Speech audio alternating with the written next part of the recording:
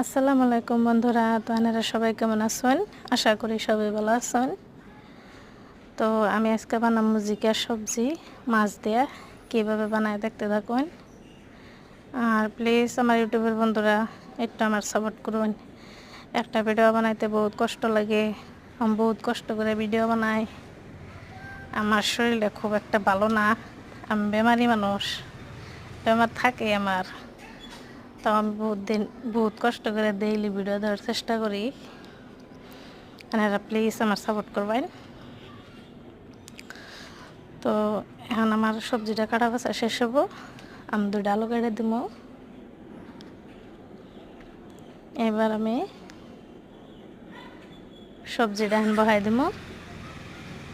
পেঁয়াজ টেস কেটে নিয়ে সবজি বহাই দিতেছি আমি। আর মাছের একটু থুতা আছে, আলুটা ফার্স্টে দিয়ে দিলাম। আর মাছ আমি আগে একটু কষায় ওড়াই রাখছি। ওড়ানো দেয় হারি নাই, কিছু মনে করেন না জানি।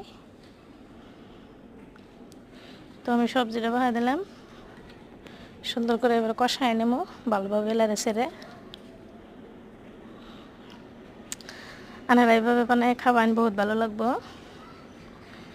আর ভিডিওটা যদি দেখে ভালো লাগে সাবস্ক্রাইব করুন জানি, পাশে থাকুন জানি। আল্লাহ হাফিজ।